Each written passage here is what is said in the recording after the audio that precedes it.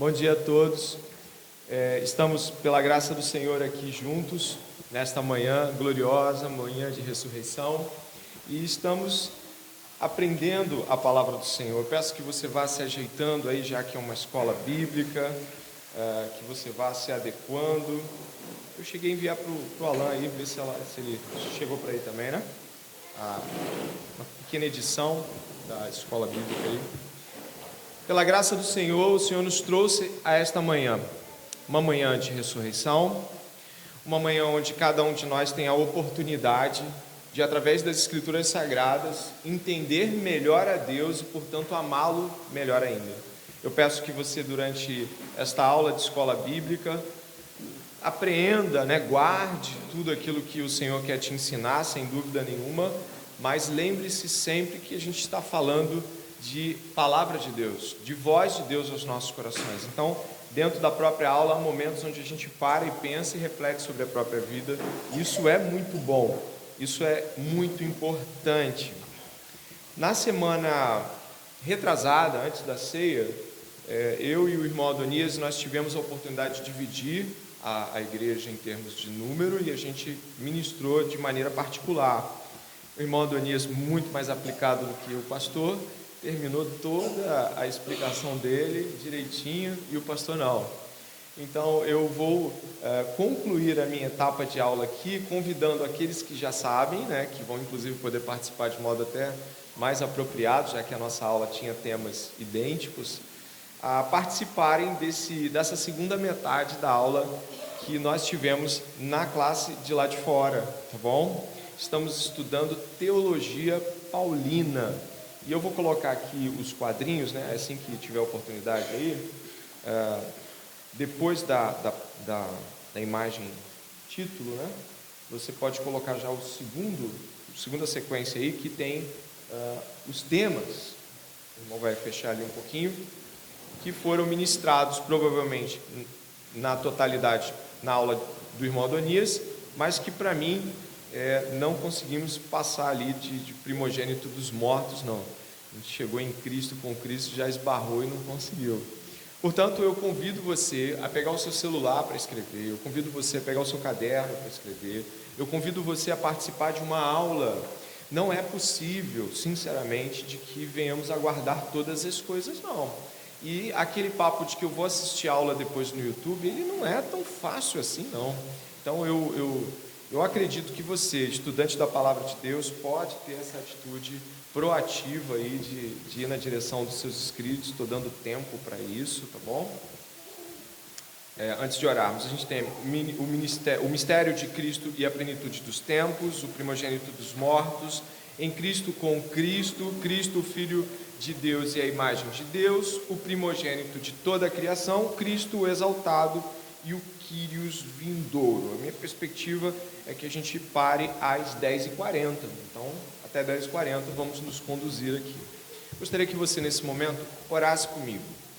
Nós vamos pedir a Deus de que a palavra de Deus alcance os nossos corações efetivamente, venhamos a entender melhor aquilo que já entendíamos, sem dúvida, e que essa palavra alcance o nosso coração, tá bom? Senhor nosso Deus e Pai, bendito seja o Teu nome.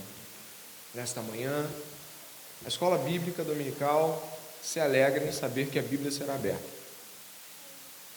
O Senhor fala e precisamos aprender que a doutrina a ser ministrada seja eficaz em nossos corações, que venhamos a nos comprometer com tudo o que vamos aprender, que venhamos a encarnar a doutrina, como dizem os teólogos, que ninguém fique alheio à palavra de Deus, Pai. Em nome de Jesus. Amém. Apenas como pontapé inicial e ponto de apoio, eu gostaria que você pudesse observar que o tema que eu vou iniciar, e vou usar apenas uns 5 minutinhos para falar dele, é um tema chave na compreensão cristológica, e as turmas já tiveram, tanto a do irmão Adonias como a minha, mas eu preciso partir dele para poder nos conectar novamente. É o mistério de Cristo e a plenitude dos tempos. Como vocês podem imaginar, estamos usando aqui tudo que Paulo tem para nos dizer com relação a Cristo, estudo cristológico de Paulo, E o meu pedido é que você abra em Gálatas, na Epístola aos Gálatas, por favor, ok? Nós vamos olhar ali na Epístola aos Gálatas, no capítulo de número 4 e no verso de número 4 também, ok? Que já está aqui, e é claro, você também pode, sem dúvida nenhuma, olhar na sua Bíblia. Dá uma olhada em Gálatas 4:4. Diz assim, ó: mas quando chegou a plenitude do tempo, Deus enviou o seu Filho, nascido de mulher, nascido sob a lei, para resgatar os que estavam sob a lei, a fim de que recebêssemos a adoção de filhos. Aqui Paulo usa o termo plenitude dos tempos. Para alguns de nós, talvez possa significar uma ideia de tempo onde Jesus veio de modo a perceber que o tempo mais ajustado era aquele.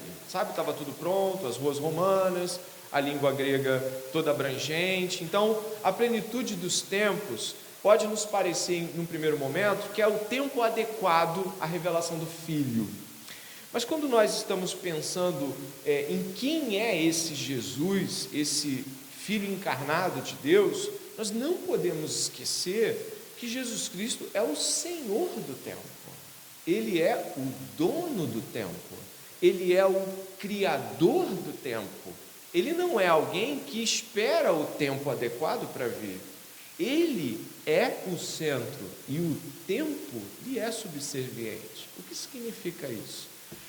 Todas as coisas apontam para Cristo, inclusive o tempo. O tempo pleno que nós estamos estudando aqui em Gálatas 4, ele não indica necessariamente um tempo ajustado onde Deus se aproveita, mas o tempo que Deus certamente criou para que Jesus fosse revelado. Ou seja, plenitude do tempo, e aí a gente pode passar aqui, né? Paulo compreendeu o advento e a obra de Cristo como a revelação da atividade realizadora de Deus na história e como o começo de um grande tempo de salvação, que é dito em Gálatas 4:4 sobre a plenitude do tempo. Em Efésios também é dito a mesma coisa, a plenitude do tempo, 1:9-10, sobre a plenitude dos tempos, certamente é de grande importância. Vindo, porém, a plenitude do tempo, Deus enviou o seu Filho, mistério da sua vontade, né? Revelar o mistério da sua vontade. Na dispensação da plenitude dos tempos, todas as coisas, tanto as do céu como as da terra. O que significa isso? De que isso indica o cumprimento absoluto do tempo.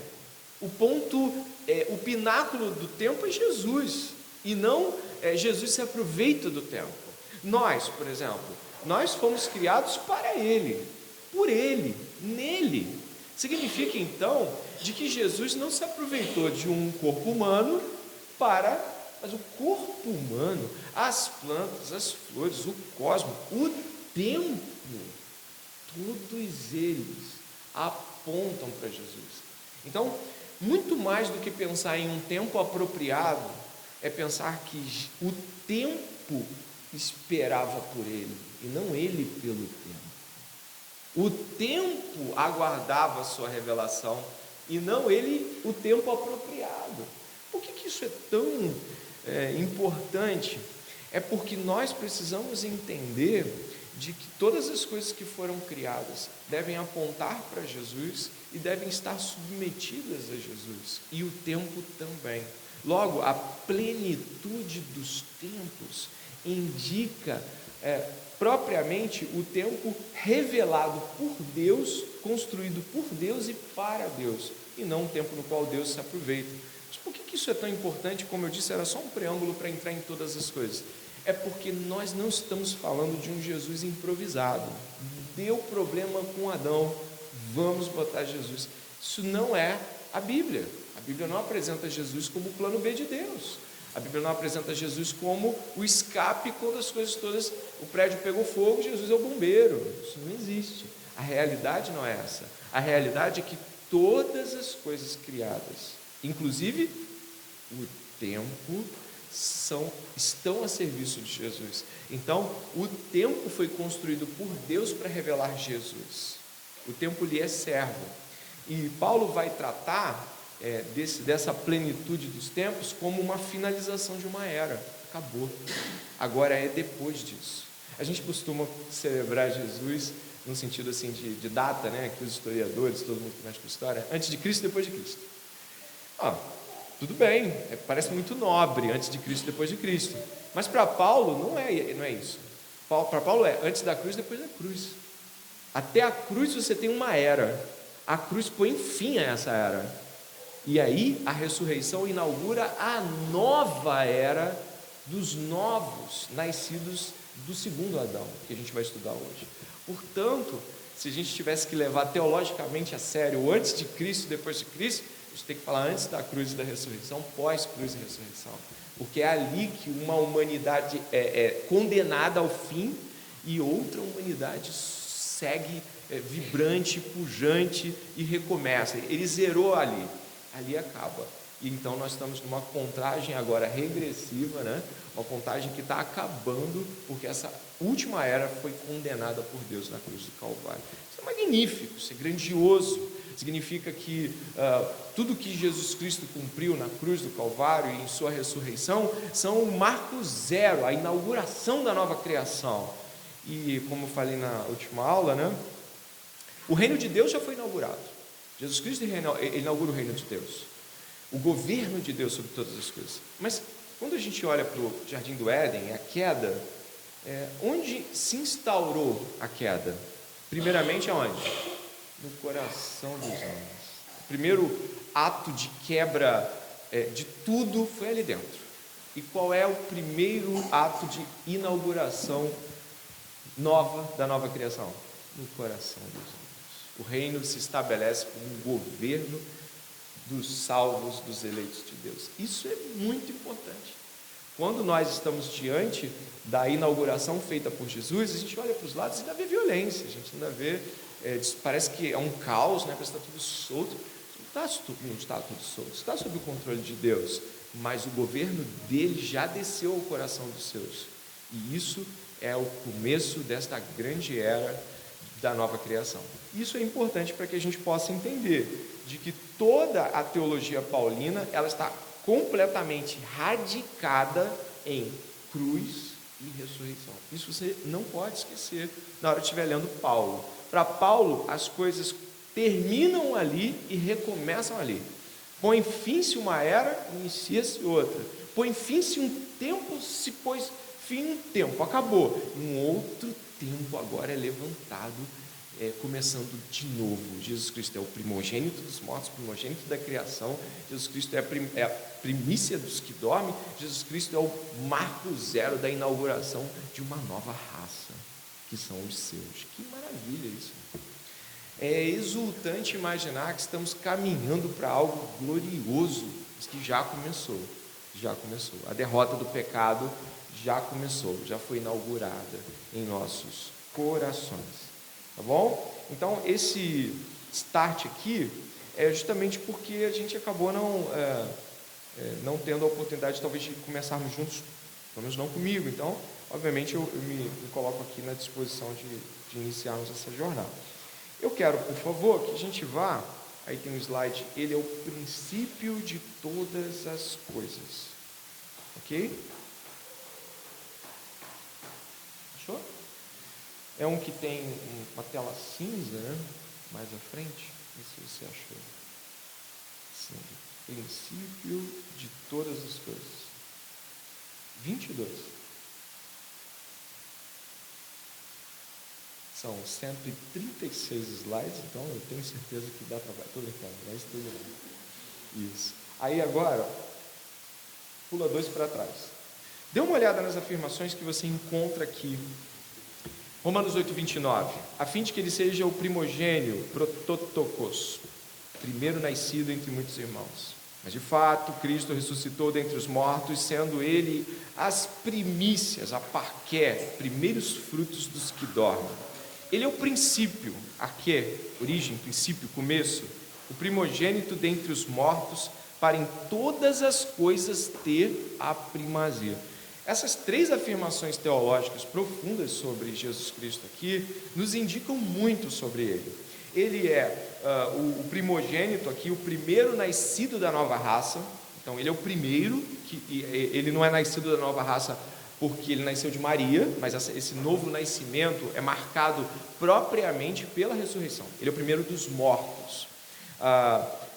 Aqui, quando coloca primeiros frutos, a gente lembra, claro, né, de Levíticos, a gente lembra da colheita, a gente lembra do Pentecostes, da qual nós estamos nos aproximando como data. Então, Jesus é a primeira colheita de Deus dessa nova raça dos ressurretos.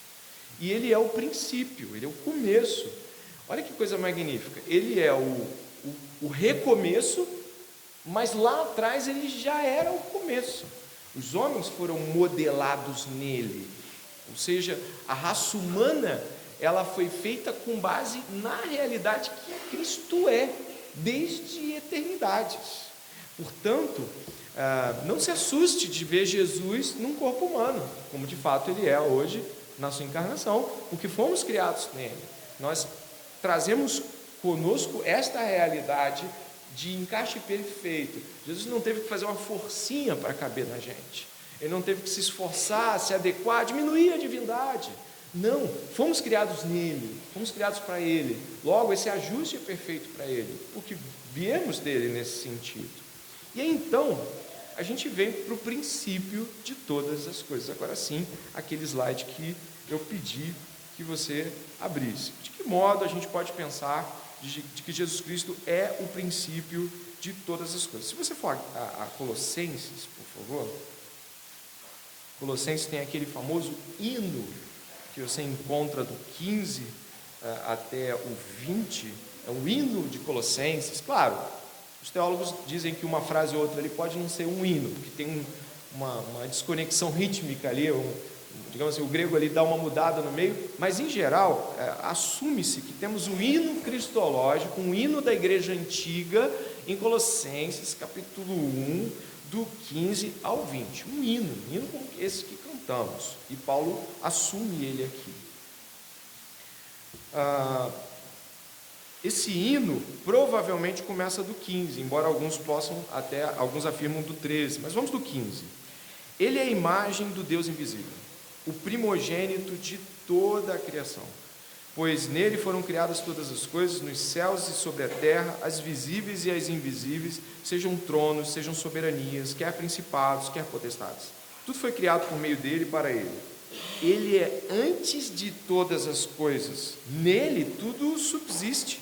Ele é o cabeça do corpo, que é a igreja.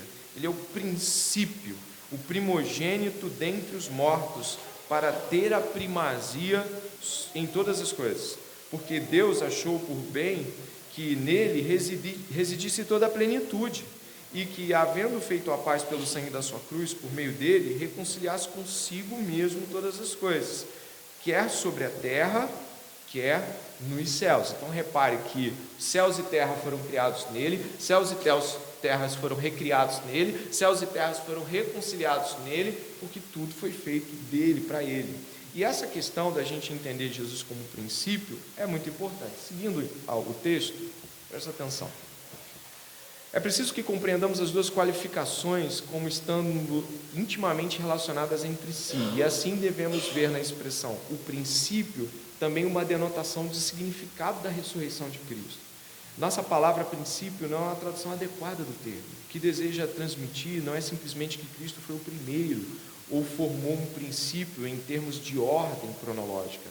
Ele foi, na verdade, o pioneiro, o inaugurador, que abriu um caminho. Com ele, a grande ressurreição tornou-se realidade. Aí em seguida diz, o significado de primogênito, o princípio dentre os mortos, é muito parecido. Ele introduz o mundo da ressurreição. Eu fiz algumas considerações no slide seguinte, que eu queria que você pudesse refletir. Quem lembra qual foi a maldição final de Adão e Eva? É uma classe bíblica. Aquela final, teve aquelas maldições ali a partir do 3, 15, 16, mas tem uma que finaliza. Morte. Exatamente, a morte. A maldição mais tenebrosa do homem é que ele faz tudo na vida dele e no final ele volta e morre, vai para o pó, porque do pó foste formado. Então, olha o que Jesus faz. A morte, opa, a trilha sonora fica melhor. Jesus, ele pega a maior maldição e subverte ela, demonstrando para todos o seu triunfo. Olha que coisa magnífica que nós estamos falando. Se você pegar naquelas maldições que constam lá, a fadiga do cansaço, a dor no nascimento dos bebês, sabe aquelas coisas que a gente encontra ali? São todas reais, de fato, são maldições que você vai encontrar vivenciando elas no seu dia a dia. Mas existe algo importante aqui. Jesus Cristo escolhe a maior maldição e inverte o seu significado, não porque ele desconsidera o que ele mesmo deu lá atrás, mas porque a partir dessa maldição maior, ele demonstra que todas as outras foram canceladas. Ele inicia a nova jornada a partir do cancelamento da maior delas, a morte. Ainda que ele não acabe com a morte física, porque ela permanece como um sinal de que Deus tem uma palavra impetrada e será cumprida, o resultado final da morte, que é a separação para com Deus, ele inverte. Ele diz mais: é necessário que você morra ainda vivo, para que então você possa entrar nessa nova era dos ressurretos. Ele introduz a ressurreição no mundo, conduzindo os seus eleitos à morte. Olha que coisa, a morte foi dada a Deus, por Deus, como maldição pela queda, mas ele é tão santo e poderoso que inverteu a morte. As maldições foram nele de tal modo, tão quebradas e desfeitas, que o próprio instrumento do juízo, a morte, foi revertido em vida. Os seus agora, ao invés de temer a morte, maldição de Deus, abraçam-na sem medo. É grandiosa a mudança que Jesus colocou.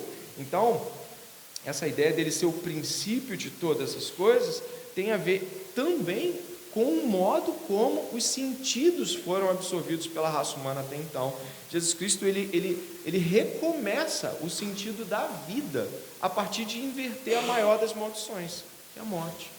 Então, a partir disso, pensa comigo, se você falar com qualquer pessoa sobre algo ruim, fala algo ruim, morte, não é verdade? Algo ruim é morte. Jesus Cristo vira o mundo ao contrário e começa daquilo que o ser humano tem mais medo, daquilo que o ser humano mais detesta, mais não quer ver perto, daquilo que destrói os sonhos de todo mundo, que é morrer. Ninguém quer morrer de fato, a não ser que, obviamente, esteja falando da morte de Cristo como um cristão. Ninguém quer morrer. Ninguém fala assim: vamos morrer ali fora? Que tal se você fizer um monte de coisas, alcançar os seus objetivos e no ano que vem você morrer? Isso não faz sentido. Então ele muda o sentido da morte. E isso demonstra de que ele ressignifica a própria vida, invertendo-a. Tá? Em resumo, podemos dizer, portanto, que o querigma, a palavra é pregação aqui, a grosso modo para o grego, de Paulo, do grande tempo da salvação que raiou em Cristo, é, acima de tudo, determinado pela morte e ressurreição de Cristo.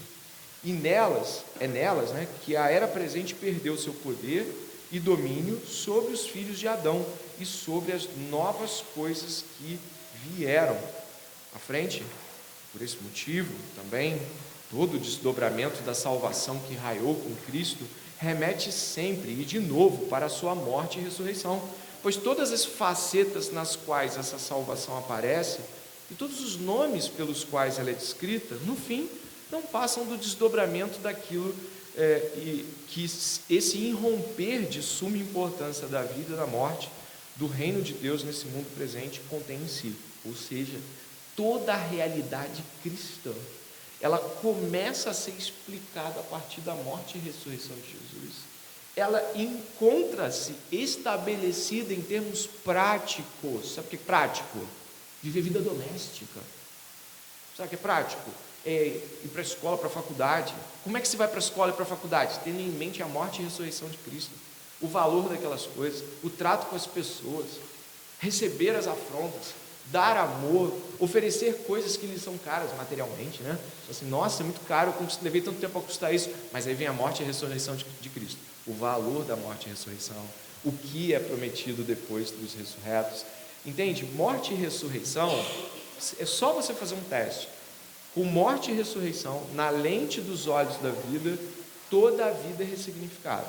A vida futura, a vida passada e a vida presente encontram o seu real significado na morte e na ressurreição de Jesus. Então cabe aqui uma orientação para todos os estudantes de Bíblia nessa manhã. A orientação é: estudem morte e ressurreição exaustivamente. Comprem livros de morte e ressurreição. Depois eu posso passar uma lista aqui. Livros falando da morte de Jesus, da expiação de Jesus, do modo como Jesus foi morto. O Hermann Ridderbos, ele vai insistir que o crente precisa falar de morte e bem cheinho, precisa falar assim: morte de cruz no Calvário. Ele tem que falar isso. Por quê? Porque essas coisas são importantes. Deus escolheu que foi na cruz. Por que foi na cruz? Vergonha, desprezo, abandono social, desprezo da religião, maldição. Precisa falar que foi na cruz, não pode não ser na cruz. Jesus morreu onde? Na cruz. E o Calvário? O Calvário é tipo um palco de exposição, sabe? Jesus foi colocado lá em cima. Deus mostrou o seu Filho ao mundo, um vexame completo, né? Então, o que é aquele vexame completo? É a humanidade. O que Deus está mostrando em Jesus crucificado? Um homem. Esses são vocês. É isso que vocês são. Vocês são amaldiçoados, vocês são mortos-vivos, vocês não têm poder algum sobre a própria vida, vocês estão pregados na vida. A vida, você está preso ao pecado. Então, essa realidade do palco da ressurreição, o Hermann Ridderbos, ele vai insistir, ele vai falar assim: não fale superficialmente, fale exaustivamente, monte o cenário. Lembra do Simão Cirineu, lembra dele? Por que ele foi colocado lá por Deus? Porque o homem não consegue nem carregar seu próprio vexame. Tem vários significados, muita coisa, profunda demais. E onde é que estava Jesus? Em meio ao quê? Quem estava do lado? Pecadores, né? Eu lembro de Isaías, né?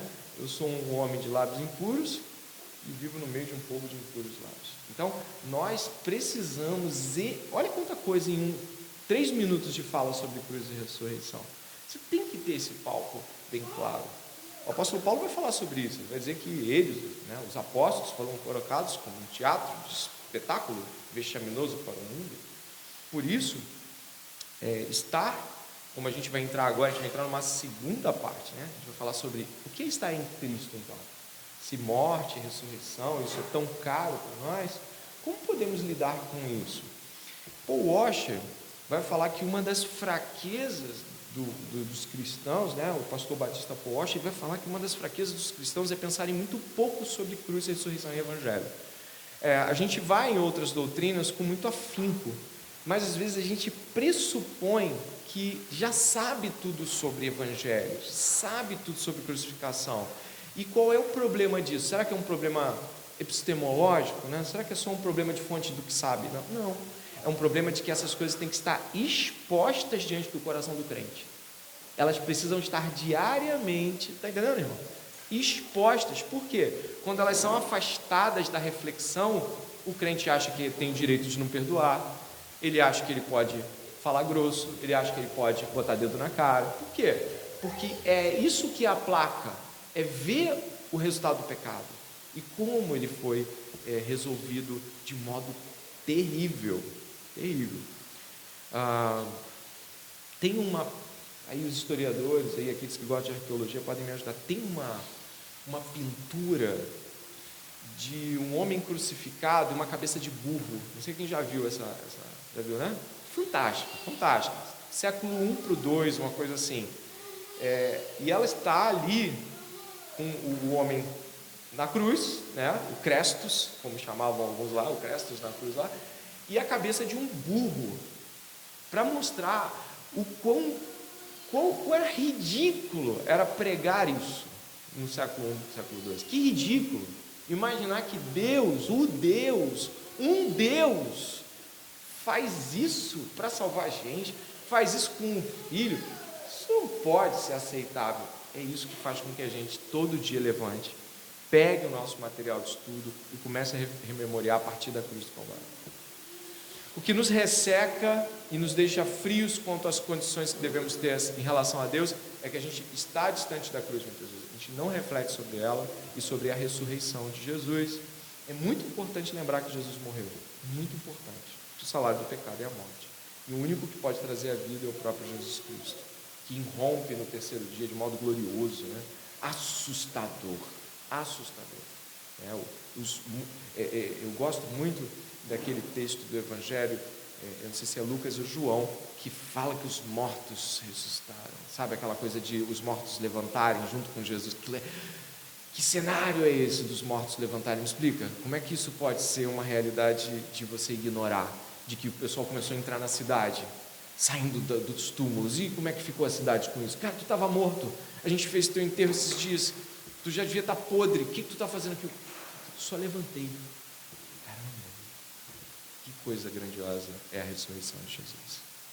E por isso, em Cristo e com Cristo, ganha um significado enorme.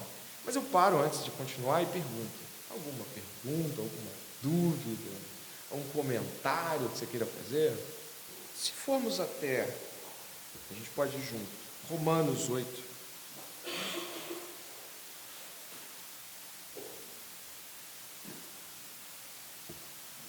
Romanos 8, dá uma olhada aí. Texto áureo, né? Texto áureo. Lá no Martin Bucer a gente teve que gravar Romanos 8 para fazer memorização bíblica. Romanos 8 inteiro, né? E dá uma olhada no que você vai ler comigo aqui. Deixa aí? Em dado momento eu vou parar minha leitura e você completa aquele pedacinho, porque aí é sentido didático, tá bom? Olha só, Romanos 8:1. Agora, pois, já não existe nenhuma condenação para os que... Ok. Agora repare aqui no verso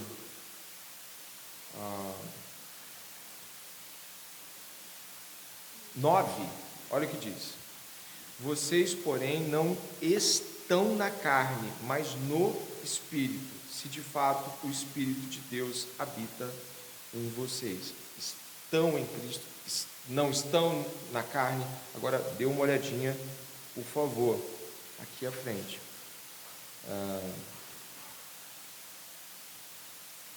Deixa eu só me localizar de novo.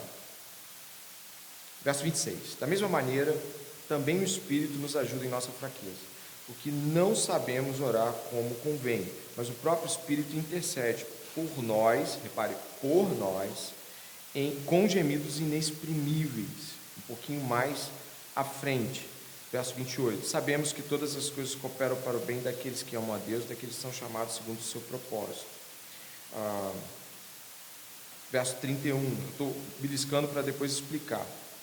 Que diremos, pois, à vista destas coisas? Se Deus é por nós, quem será contra nós? Aí vai falar uma série de coisas relativas ao Filho que é relativa a nós. Aquele que não poupou seu próprio Filho, mas por todos nós o entregou, será que não nos dará graciosamente com ele todas as coisas? Quem tentará acusação contra os eleitos de Deus? É Deus quem os justifica. Quem os condenará?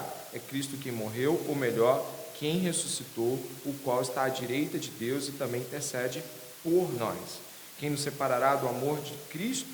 Será a tribulação, ou a angústia, ou a perseguição, ou a fome, ou a nudez, ou o perigo, ou a espada? Então, do verso 1 até o verso final, existe um intercâmbio em Cristo e Deus por nós. E por que isso é importante? A ênfase, eu quero relatar, é de que quando nós estamos, podemos voltar ali para o segundo Adão, é de que Paulo vai fazer uma relação muito clara de estar em Cristo e estar em Adão, o primeiro. Ele vai falar isso nas suas cartas, em especial em Romanos capítulo 5 também. O que acontece no estar em Cristo? É que estamos unidos a Cristo em todas as realidades que Deus tem por nós, porque antes teve por Cristo. Quero deixar isso assinalado aqui, ó. Reparem o que vai ser dito depois desse slide aqui. Em nenhuma outra parte esse conceito é pronunciado com mais clareza do que nas passagens em que Cristo é colocado em contraste com Adão. 1 Coríntios 15:45, Paulo fala de Adão como o primeiro homem e de Cristo como o último, o ho eschatos, né? Adão, o segundo homem. A expressão "o último Adão" é, de novo, extremamente típica do caráter escatológico da pregação de Paulo. Cristo é, portanto, designado o inaugurador da nova humanidade. Aí, mais 2 slides à frente. Cristo por nós. Contudo, é típico da pregação de Paulo que ele junte essa expressão geral, por nós, no sentido de em nosso favor, com outra, sendo que o significado desta é de que Cristo forma unidade tal com aqueles para os quais ele aparece, que só pode-se dizer que eles estão nele, e que por isso o que aconteceu em Cristo é aplicável a eles. Ou seja, estar em Cristo é estar unido a Cristo, e tudo aquilo que é aplicado em Cristo é aplicado nos de Cristo. As coisas difíceis que Cristo passou, as realidades de sofrimento, as realidades de ausência, as realidades difíceis de Cristo, mas também as realidades gloriosas de Cristo. Então, quando nós estamos pensando em termos diretos, o que quer dizer estar em Cristo?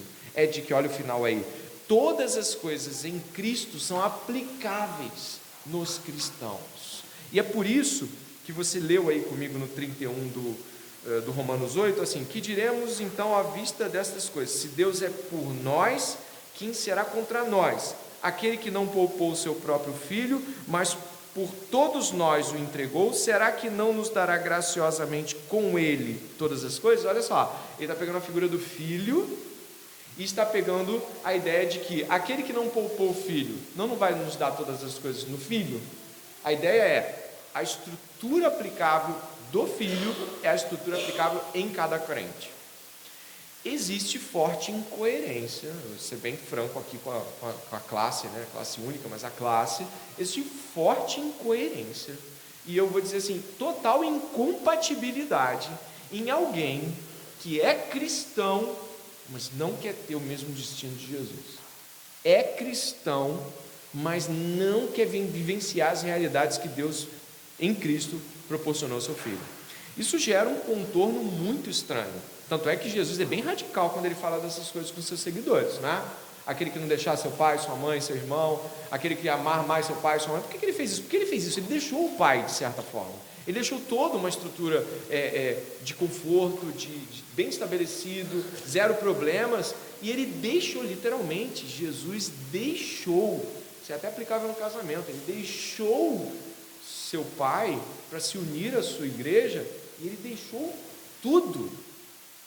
A gente vai ver em Filipenses umas coisas bem legais aqui já, mas eu quero afirmar que, irmãos, é impossível, todo mundo que está aqui ouça isso, é impossível um cristão querer se dizer cristão, se afirmar cristão e se afastar de Jesus enquanto mirar nele como vivência, como toda a realidade o qual você pode se relacionar. Por isso Jesus era tão radical. Ele falava para o jovem rico de Marcos 10. O que ele falou para o jovem rico de Marcos 10? Você lembra?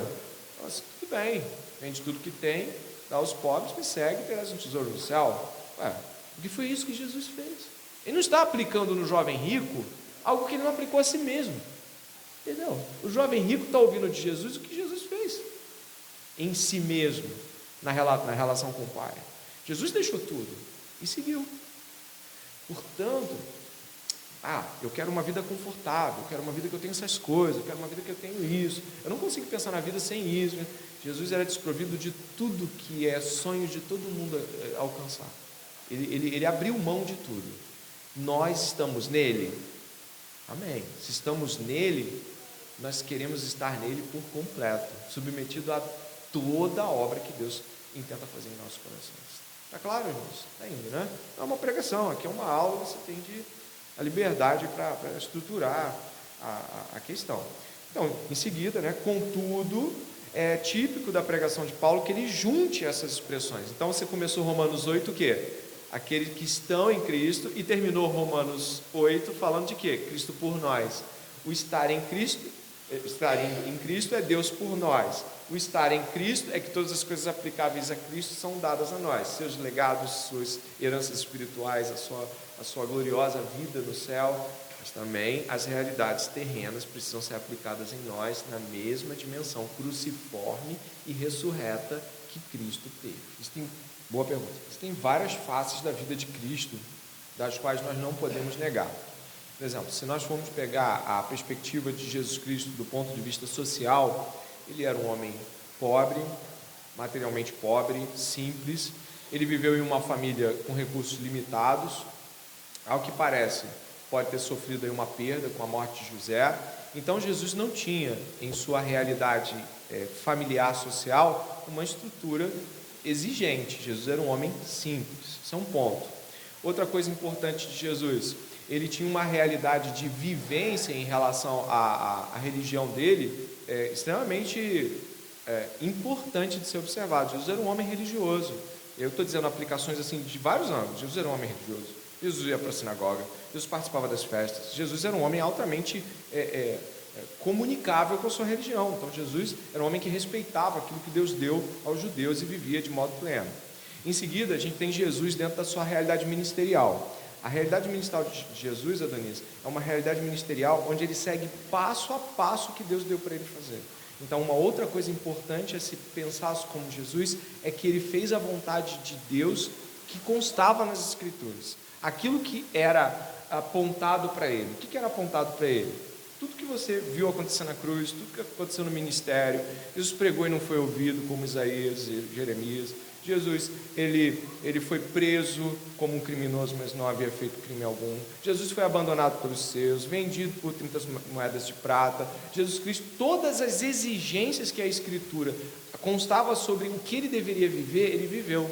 Então, o cumprir ministerial de Jesus era radicalmente ligado ao que a Bíblia dizia que ele deveria viver. Isso se aplica a nós? Sim. A Bíblia também não nos diz como devemos viver em relação a Deus? Sim. A Cristo, como cristãos, sendo crucificados em nossas vidas práticas diárias, vivendo vida cruciforme? Sim. Então Jesus Cristo vivia a vida de Deus baseado nas Escrituras, não aleatoriamente. E é importante citar e adicionar a isso abnegação, citar a isso não exigências para com Deus. Jesus fez zero exigências para com seu Pai. A única vez que vemos ele solicitar algo que é no Getsemane, lhe é negado, mas ele segue a si mesmo. Então, existem várias realidades, desde o campo social, as não exigências, ao cumprimento prático das Escrituras, e uma vida que, vamos dizer assim, do ponto de vista de idade, Adonis, Jesus morreu cedo, também morreu cedo.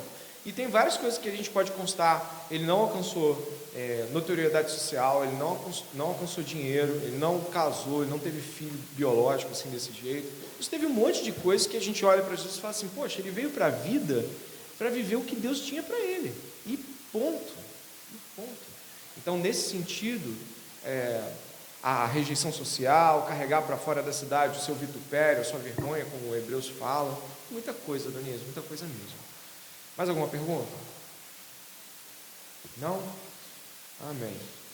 Então aqui, enquanto a expressão em Cristo, nele, aparece em várias relações e mostra até mesmo um certo caráter de estereótipo, a aplicação daquilo que ocorreu e ainda há de ocorrer com Cristo sobre aqueles que são seus, dá-se com frequência pelas palavras com Cristo. Seremos ressuscitados com Cristo, viveremos com Cristo. Esse com está no futuro, mas ele é concreto. Por quê? Porque aquilo que Deus fez em Cristo é aplicável no presente e é segurança para o futuro. Aqueles que estão em Cristo precisam estar nele em todas as coisas, tá bom? Eu vou passar um pouquinho para frente aqui e vou em Adão. Acho que você encontra esse slide aí. E significa então que ou você está em Cristo ou você está em Adão, o primeiro. Olha o que diz 1 Coríntios capítulo 15, 21 e 22. Está por aí? Chegou. Porque assim como a morte veio por um homem, também a ressurreição dos mortos veio por um homem. Porque assim como todos morrem em Adão, assim também todos serão vivificados em Cristo. Então existe um em Adão e um em Cristo. O mundo nasce em Adão e só pode ser renascido em Cristo. Uma pessoa nasce, todos nós nascemos em Adão, mas aqueles que aqui estão em Cristo Jesus, eles abandonaram a sua vida do primeiro Adão, né? A expressão de Adão aqui é importante nesse sentido. Às vezes eu consigo ir um pouquinho mais, né? Então, eu gostaria que você pudesse ir até o slide 39, que antecede a próxima, um pouquinho mais à frente.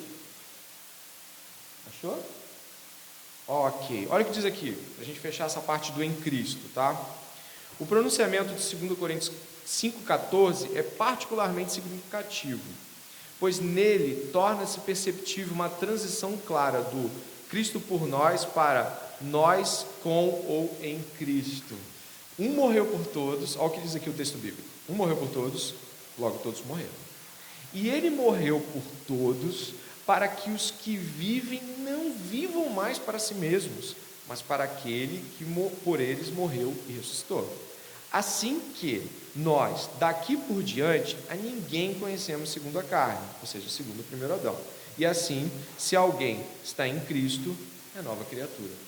Essa realidade tem de estar encharcando o nosso coração diariamente, porque senão a gente se perde. Ou não se perde? Se perde. Quando você vai ver, você está vivendo pessoal, igual o pessoal que você conhece, as pessoas do mundo, vou usar esse termo grosseiro. Por quê? Porque você vê o mundo te cercando, você vai esquecendo a prática diária da vivência, não é? Eu tenho usado um livro, no qual tem uma frase, até estava com o João, hoje de manhã a gente estava estudando o livro, né, João? Cadê o João? Conta aqui. E o livro fala uma frase que eu tenho repetido muito, já repeti em sermão, já repeti no aconselhamento pessoal, repeti hoje por conta do livro, que é o fato de que aqueles que são pecadores, eles são pecadores por natureza, são pecadores por escolha. Eu repeti isso até no pequeno grupo também. Por que eu insisto nessa frase? Porque nós estamos em Cristo. Então hoje nós também estamos em Cristo, do ponto de vista espiritual, estando nele, nós temos o Espírito Santo para fazer obras boas, para fazer coisas boas, para ser santificado. Mas também existe um aspecto dado pelo Senhor em nós de escolha que impede isso muitas vezes. Você não pode negar.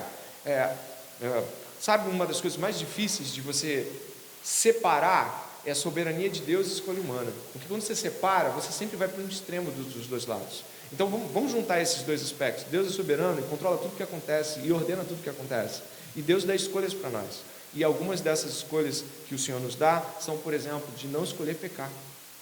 E isso não pode ser negado em nenhum momento.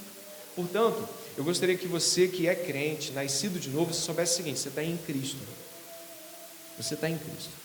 E você pode, nesta manhã, escolher pelo poder do Espírito Santo dado a cada crente, não pecar. Isso é maravilhoso. Saber dessa libertação é maravilhoso. Amém?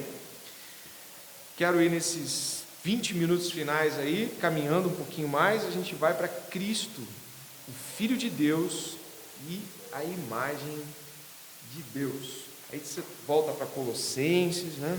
Vamos lá. Colossenses 1,15, né? Que diz assim, né? Ele é a imagem do Deus invisível, o primogênito de toda a criação. Pois nele foram criadas todas as coisas, nos céus, sobre a terra, as visíveis e as invisíveis, sejam tronos, sejam soberanias, quer principados, quer potestades. A imagem do Deus invisível. Aqui a gente vai precisar entender isso de uma maneira clara, né? Óbvia até, porque senão a gente passa por um versículo grandioso como esse e continua avançando. O Douglas Moo, que é comentarista de Colossenses e Filemon, que eu tenho esse comentário em casa, ele vai fazer uns movimentos interessantes com relação à imagem de Deus. A primeira coisa que a gente tem em mente quando fala de imagem de Deus, você sabe disso, é a imagem de Deus no homem, lá, Gênesis 1:27, né? E Deus criou o homem, o quê? 10:14. Deus criou o homem à sua imagem, não é? Então, se Deus criou o homem à sua imagem, isso fica impactado para a gente. Toda vez que a gente pensa na imagem de Deus no homem, a gente pensa dessa forma. Mas se você olhar aqui, estamos falando de teologia paulina, o verso 15, ele diz assim: ele é a imagem do Deus invisível, primogênito de toda a criação. Repare que aqui tem uma ideia criacional acessória. Ele é o primogênito de toda a criação. Lembra que a gente falou de primogênito? A gente não falou de primogênito senão como aquele que é o inaugurador, aquele que é o primeiro dentre uma nova raça. Mas aqui vai falar assim, olha, primogênito de toda a criação, pois nele foram criadas. Aí já vai buscar o passado, então vai pegar uma atitude anterior digamos assim, de Deus, né? Então Jesus, como primogênito da criação, ele é o primogênito da nova criação, mas aqui tem um aspecto criacional anterior, aquele do Gênesis, né, que você conhece. Portanto, como ele pode ter sido primogênito da criação, se a gente entende que essa recriação se deu no tempo, né, na cruz e na ressurreição, essa nova raça estabelecida, como é que ele pode ser o primogênito de algo lá atrás? O Douglas Moo vai apresentar uma perspectiva teológica para primogênito muito interessante. Ele vai falar o seguinte, que a primogenitura aqui, o prototokos que a gente viu lá, é o primeiro nascido, o nascido primeiro, ou modelo. Uma coisa interessante, modelo no sentido de forma com qual a criação deveria ser feita, sabe? Ele ser o primogênito da criação passada, não é que ele nasceu ali de Maria no Éden, não, ele teve um nascimento, ele depois teve uma ressurreição que para nós marca a nova etapa, mas ele é o modelo no qual a própria criação foi feita. Jesus, a criação foi feita nele e por ele. Ele ser o primogênito da criação significa que modelarmente a criação foi feita nele. Por isso, a criação não consegue se estabelecer senão nele. O pecado, ele trouxe o desajuste de todas as coisas. E é claro, o ser humano sofre com esse desequilíbrio. Agora imagine, preste atenção nisso. Você está aqui hoje, você é nova criatura, porque o Senhor te recriou nele, mas você ainda está no corpo do Adão. E isso é uma coisa muito interessante. Eu acho que eu coloquei aqui, eu não sei que slide, né? Ih, rapaz, sei lá onde vai estar isso. Mas de qualquer maneira, eu posso dizer algo sobre isso muito interessante. Sabe qual é? O fato de Jesus Cristo ser o modelo criacional e o modelo recriacional nos coloca em uma posição, eu aqui, você, de transição. Porque não temos o corpo glorificado, mas temos o espírito renovado. Nós fomos feitos nele, por ele e para ele. Foi? Nele, por ele e para ele. E dele, por ele, para ele, são todas as coisas também, para falar Romanos 11:36. Onde eu quero chegar nesse ponto? É que eu e você não conseguimos, nesse tempo presente, estar ajustados, completados no sentido mais pleno. Vai bater solidão que não tem nada com nada. Vai bater desalinhos, desajustes, sabe? Porque, apesar do Espírito Santo estar em nós, tem pecado em nós. Então nós estamos em uma posição que não é mais espiritualmente adâmica, mas é ainda influenciada pelo pecado. Lembrando, o pecado não é um defeitozinho físico que está no sangue, o pecado é uma maldição espiritual dada pela desobediência. O homem rompe com Deus e ele vive uma vida de desobediente. E cara, tu imagina o que é o corpo de alguém que está nesse conflito. Às vezes eu vejo, vou te falar uma coisa interessante, às vezes eu vejo esses casos de pessoas que falam: eu nasci no corpo de homem, mas eu sou mulher, eu nasci no corpo de mulher, mas eu sou homem, e vários desajustes. A psicologia secular não consegue explicar isso, porque o desequilíbrio da raça carente do seu Cristo, do seu modelo certinho de encaixe para funcionar bem, a raça está perdida, desregulada, completamente desajustada. E por isso, está falando aqui de Cristo como primogênito aqui em Colossenses, ele não é o primogênito da criação aqui, da ressurreição, porque você vai encontrar isso lá na frente, em Colossenses, nesse mesmo hino, você encontra a ressurreição e a primogenitura aqui mesmo. Mas aqui ele é o primogênito como aquele que modelarmente estabelece os princípios criacionais nele. Aí o pecado vem e desequilibra os princípios do nosso coração, da nossa mente, e a gente fica totalmente quebrado. Aí ele vem e restaura-nos o espírito, a ligação com Deus e Pai. Então a gente consegue compreender porque está quebrado. A gente consegue compreender as fragilidades, os medos, os temores. Por que eu tenho medo? Eu tenho Jesus. Por que eu tenho medo? Olha isso. Como é que é isso? Você sabe o destino que te leva, né? Você sabe que você vai morrer com Ele, vai ter uma vida excepcional, fora de série, mas você tem medo. E perceber essa realidade que ainda nos confronta é entender o quão a realidade carece de Jesus. A criação geme. Sabe o que é isso? A criação anseia pelo resultado final da redenção, mas ainda não é o tempo. Ainda não é o tempo. E isso, é claro, já deve ter pego você em vários momentos. Eu não sou crente. Se eu fosse crente, eu não tinha esse medo de morrer sozinho. Eu não sou crente. Se eu fosse crente, eu não tinha isso. Sabe essas perguntas? Eu não sou crente. Se eu fosse crente, eu não. Se eu fosse crente, eu não. Sabe esse monte de perguntas que você vai colocando? Não, você é crente. Mas você ainda não está completamente encaixado com o final da história. E por isso, bate esses momentos de desequilíbrio. E aí o pecado, obviamente, né, você usa o pecado às vezes como escape para essa realidade, o que torna as coisas mais densas e difíceis, né? Porque em vez de ir para Cristo, para ele ajustar, lembra que Jesus alivia, mas ele não retira? Ele alivia, ele estabiliza a condição, porque ele sabe que você vai precisar chegar até o final, então ele persevera por você. Daí a doutrina da perseverança dos santos. Deus persevera em nós e por nós, e nos dá essa dimensão espiritual. Pessoa que tem problema com, aí os médicos, né? Pessoa que tem problema com glicose, como é que é, com diabetes. Eu lembro de um cara, obrigado, levantou falando de diabetes, né? Diabetes. Eu lembro de um cara, eu trabalhava numa loja que meu pai tinha, e em cima morava um cara, eu lembro do apelido dele, mas não vou falar aqui porque apelidos dão problemas. Mas eu lembro dele, e ele descia para comprar um biscoito na loja do meu pai. E aí ele voltava rápido, e falou, cara, é minha hora de injetar a glicose, um negócio lá que ele botava.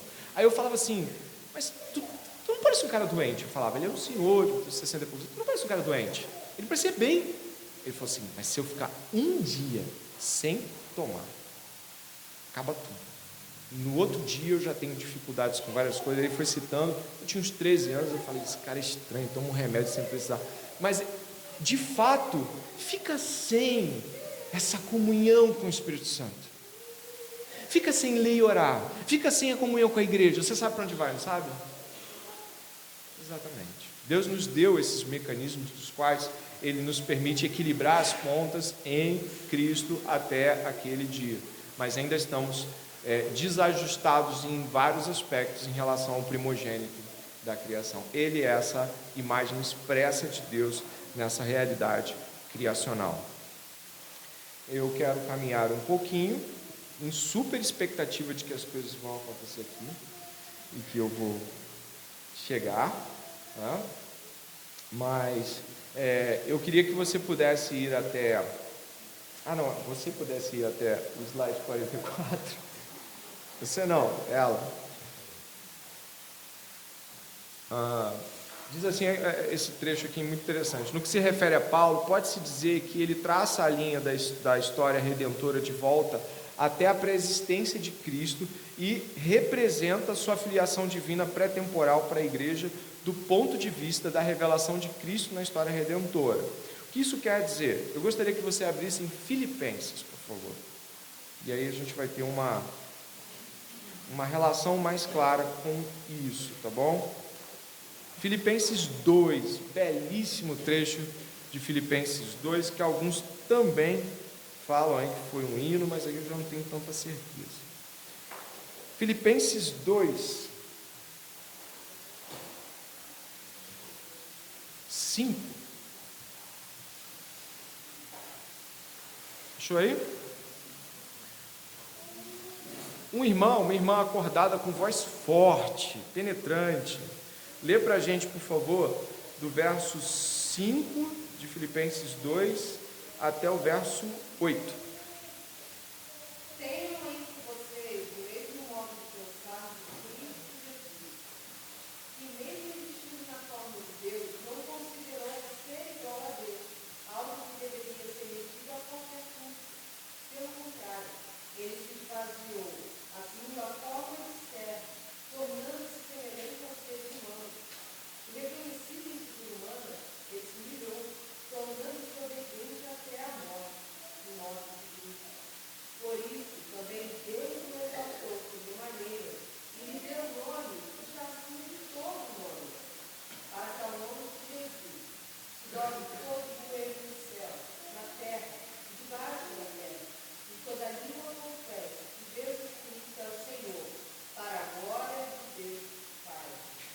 Você consegue perceber que é traçado uma linha fora do tempo aqui? Existe um momento em que Jesus Cristo não era Jesus Cristo, mas era o Verbo. É difícil, como eu falei na última aula que tivemos lá atrás, é muito difícil falar de eternidade. Porque quando a gente fala que o Verbo teve um momento em que ele encarnou, mas ele não era encarnado, vamos lá, o que a gente pensa sobre a eternidade parece nos remeter ao passado. Quando o tempo, na verdade, e a eternidade são coisas distintas. Não podemos falar de eternidade como se estivéssemos falando do passado, já que a eternidade está fora do tempo, ela está fora do relógio. Então, a gente pode falar da eternidade porque a Bíblia nos apresenta a eternidade como uma realidade, mas a gente tem que pensar que quando estamos falando de Jesus no tempo, a encarnação, os fatos temporais, é difícil ajustar isso. O eterno com o cronos é muito difícil, tá? Não é difícil só para você, para mim, para muita gente. Tentar pensar na eternidade não como uma coisa antes, sabe? A gente até usa alguns, desde a eternidade passada. A gente fala assim, pô, se a eternidade é passada, a eternidade deve ter uns negócios divididos lá também, né? Eternidade pré-histórica, o que é isso, né? Mas não, é difícil. Mas aqui existem coisas importantes, como por exemplo, olha só, o mesmo modo de pensar que Cristo Jesus, que mesmo existindo na forma de Deus, não considerou está no passado. Minimamente você precisa tirar isso da encarnação e vir para antes dela. Minimamente o que você pode e deve fazer é que pensar que considerou é antes dele encarnar, pensou desta forma, o que nos abre aqui algo muito interessante. Antes da encarnação, e aí seguramente antes da encarnação, Jesus Cristo aponta para a sua encarnação como uma realidade completamente diferente daquilo que Adão fez ao pecado. Adão, ele recebeu a forma humana e o humano e considerou o ser igual a Deus. Jesus, sendo igual a Deus, não tomou isso como algo que deveria se tornar objetivamente, como ele deveria se fiar, né, em algumas versões, deveria ser algo que a todo custo ele se seguraria. Mas ele abriu mão da forma humana e se tornou uma figura humana, da forma divina, uma figura humana. A divindade não sofreu nenhuma perda aqui. Aqui não existe uma realidade da divindade, ficou pela metade. O que Jesus, Deus completo, absolutamente completo, nada aqui ficou perdido, mas Jesus assume a forma humana, e isso contrasta, e aí eu vou ao slide 46, por favor, onde diz assim, essa interpretação encontra ainda mais corroboração no fato de que, nas palavras logo em seguida, fala-se de Cristo como sendo igual a Deus, expressão na qual é fácil descobrir uma alusão àquilo que a serpente usou para enganar um primeiro homem, como Deus sereis. Gênesis 3:5. Assim também a ideia por trás das palavras, não julgou como usurpação, pode então ser entendida com mais facilidade. Enquanto o primeiro Adão desejou tomar para si o estado de igualdade com Deus de maneira indevida, Cristo não considerou essa igualdade, da qual ele já compartilhava, como sendo um privilégio que lhe foi concedido para o seu próprio benefício, com base no qual ele poderia ter se negado a esvaziar-se a si mesmo e a humilhar-se. Olha que interessante, próximo slide, olha o que você vai ler. Somos confrontados aqui com um fenômeno admirável e até certo ponto paradoxal, de que Paulo descreve o modo de existência divino pré-humano de Cristo e sua disposição demonstrada nele com características que o tornam conhecido a nós, já em sua pré-existência como o segundo Adão. Ou seja, o que aparece aqui em Filipenses? Jesus humilde. Essa característica de Jesus é pré-existente. Jesus é humilde quando não era Jesus, era verbo nesse sentido. E Paulo aqui está explicitando um aspecto da humildade do eleito de Deus, de algo que você vai encontrar em Jesus em sua caminhada terrena. Paulo está trazendo a revelação aqui, o Espírito Santo deu a ele uma pincelada muito precisa de que esse Jesus, que é verbo antes da encarnação, ele já demonstra aqui a sua atitude de quando nós o lemos nas Escrituras, um homem humilde, bem-aventurados os humildes, não é assim que abre as bem-aventuranças? Mas olha o que abre a sentença anterior à encarnação, um Jesus, perdão pelo uso indevido de Jesus, o verbo é humilde, o Filho de Deus é humilde, e ele não se torna humilde, ele virou ser humano, ficou humilde, não, ele é humilde. Jesus não assume do verbo características do ponto de vista de virtudes e de quem Deus é, que transcendem o que Deus é. Jesus, o verbo é humilde. Por que isso é tão importante? Porque algumas pessoas, eu já vi citarem, Jesus passou tanta coisa, né? A Bíblia diz em Hebreus que ele aprendeu a obediência pelas coisas que passou, mas a Bíblia nunca diz que Jesus aprendeu a humildade. A Bíblia nunca diz que Jesus aprendeu.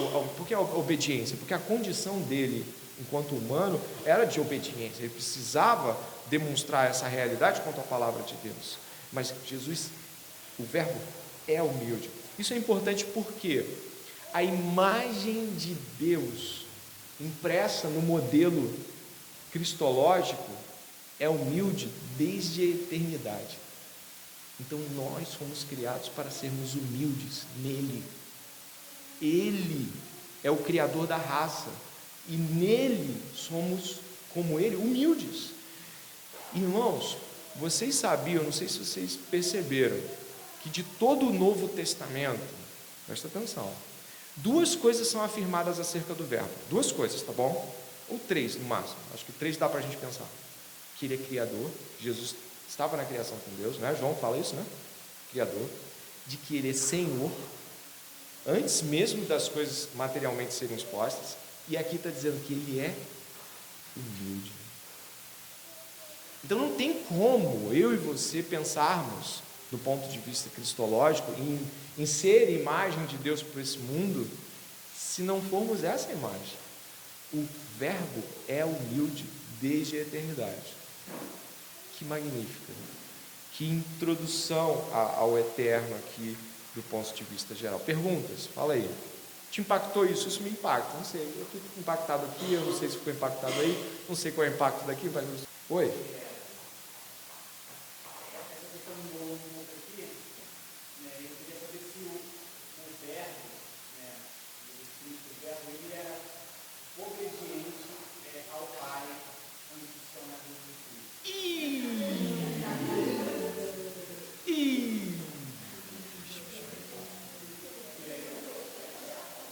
E você me manda isso 10h35.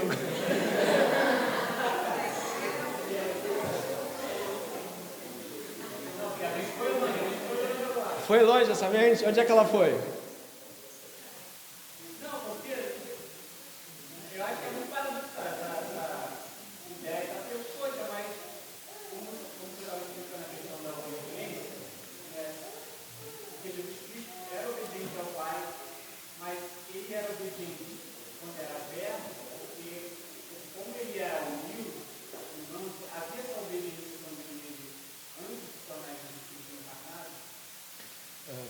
Podemos primeiramente caracterizar de que a humildade do verbo, ela não é uma virtude única do próprio verbo.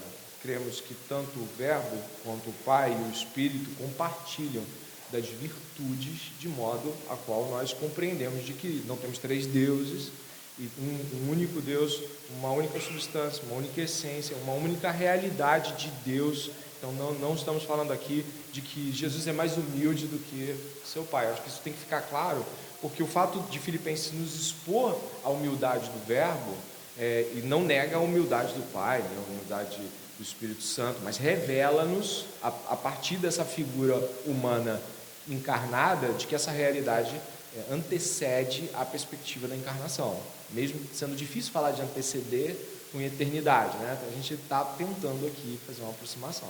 Quanto ao que você me perguntou, existem teólogos que afirmam aspectos ligados ao subordinacionismo, que é o fato do filho ser sempre subordinado ao pai, e outros não, ou seja, de que o filho, como toda a Trindade, compartilha de uma realidade de igualdade relacional e também de trato, e enfim, essa realidade não é compreendida fora do eixo da encarnação.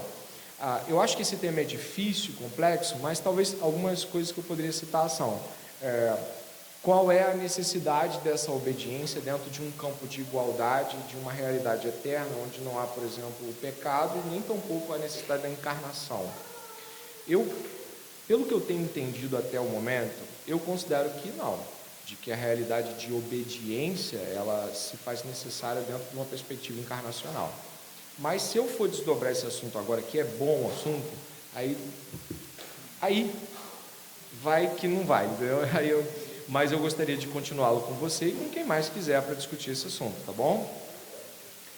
Eu não vou conseguir fechar tudo, mas o primogênito de toda a criação, que seria o último tema, tá bom? Do nosso estudo, acho que vai vir aí agora. Essa ideia que a gente encontrou ali em Colossenses, ela precisa ser identificada em Jesus Cristo, o primogênito de toda a criação, a partir dessas duas realidades: a criacional do Éden e a criacional da recriação. Tudo que aconteceu em Gênesis 1 e 2 foi criado nele, por ele e para ele. Então, toda a realidade, inclusive a realidade da criação humana.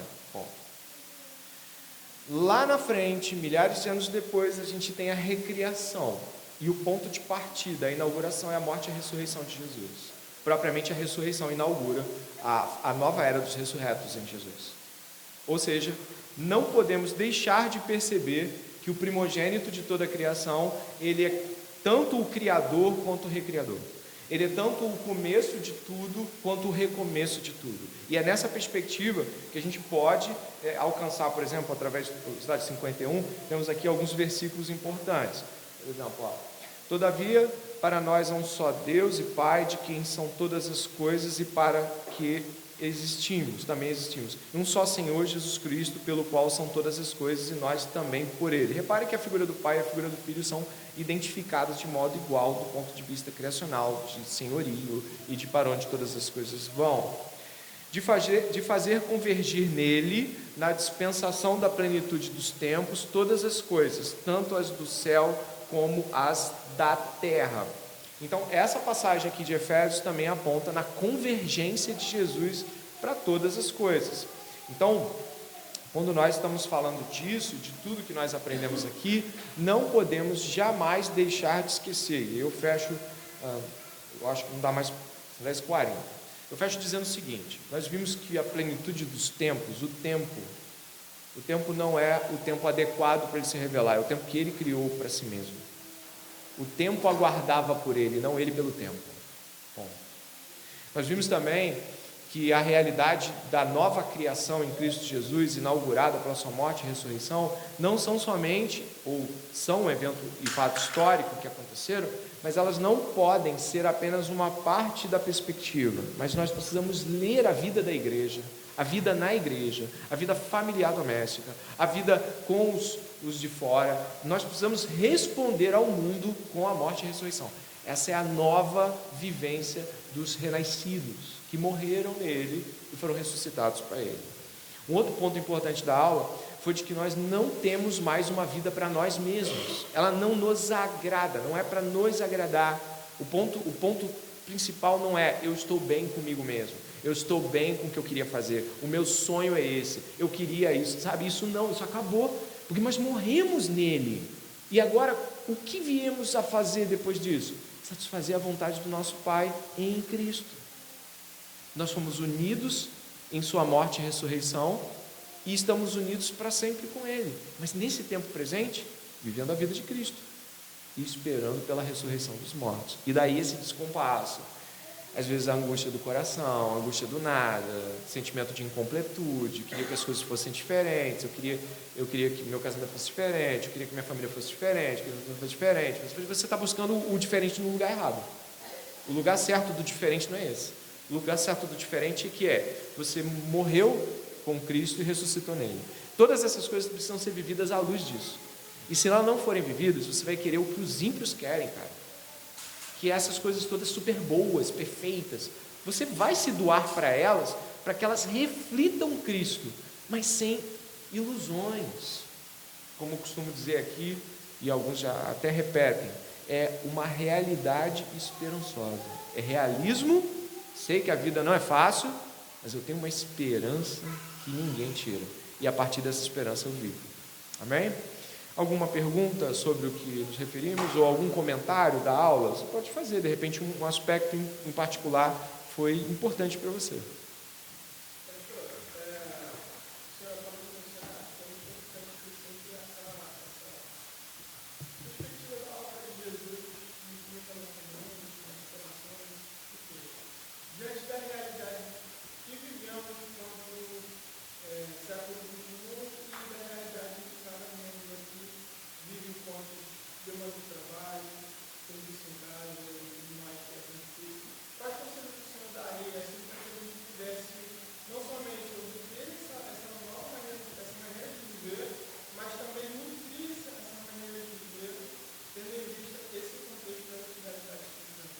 Não sei se você sente falta do que eu vou te falar. Não sei. E também não estou chamando a atenção da igreja, porque se tiver que chamar a atenção, a gente tem que chamar a atenção diretamente, porque eu acho esse negócio de mandar verde é muito ruim. Então, assim, não é isso. Mas eu sinto muita falta de conversas cristocêntricas. Eu sinto falta de conversas que exaltem Cristo em nossos relacionamentos super simples, de coisas super simples no dia a dia. Às vezes eu acho que a gente perde tempo falando besteira, rindo de coisas que não convém, ou mesmo projetando coisas que de nada... Parece que a gente, por vezes, perde o paladar do sagrado e o dia vai passando, ele vai ficando amargo, chato, difícil e cansativo, quando o que nos renova é a cruz e a ressurreição. Então, acho que, de tantas coisas que eu podia te dizer, eu acho que, João, a gente poderia, talvez, renovar a nossa vontade, isso vai começar com esforço e disciplina, de falarmos de Cristo e falarmos exuberantemente, com alegria, exultantemente em nossas conversas, e também no modo como nós aplicamos a esperança uns nos outros. Cara, a vida não vai ficar mais fácil. Ponto.